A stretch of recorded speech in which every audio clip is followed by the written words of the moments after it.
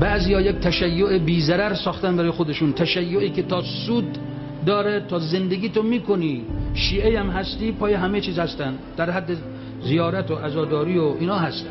اما یک کمی جلوتر که حالا باید از جانت، مالت، آبرود بگذری، حلال حروم تو بازار سرت بشه، به فکر محروم و فقرا باشی، جلوی ظلم جهانی بایستی، کربلا بپا کنی، آشورای امروز رو پیدا کنی که امام صادق علیه السلام فرمودن یه وقت فکر نکنید آشورا همون یه روز بود و کربلا همین جایی که ما و شما نشستیم بود.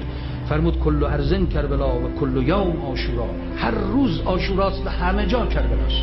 یعنی همین الان ما هر جا که هستیم آشوراست و کربلاست. امتحانتو بده، مثل یه عبیداللهی یا مثل بعضی کسایی به امام حسین ملحق شدن که تا چند هفته قبل اصلا مسلمون نبودن، طرف مسیحی بوده، تازه مسلمونه، ولی دنبال حق میاد اونجا شهید میشه. مادرش هم شنیدید که وقتی سر فرزندشو انداختن، سرشو برداشت با پرتاب کرد به سمت دشمن، گفت اون چه که برای خدا دادیم پس نمیگیریم.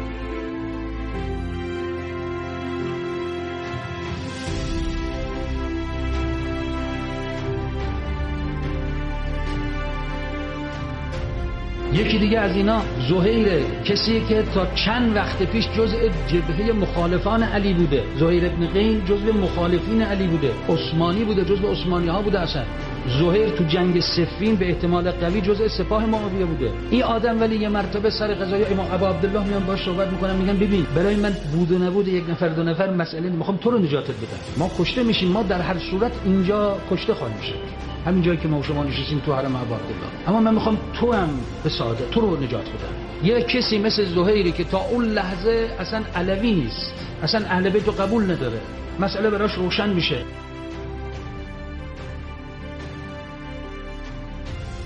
میاد و میجنگه و جز کسانیه که وقتی ابا عبدالله دارن نماز میخونن دشمن تیر میزنه، این خودشو میندازه جلوی تیر که تیرها به او بخوره، ابا عبدالله تیر نخورن. کسی که تا یک روز قبل، دو روز قبل جزو مخالفین اهل بیت بود.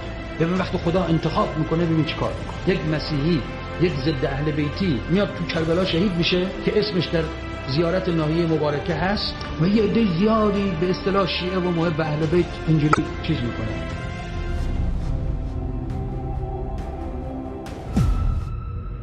اینجا مرکز مقاومت است.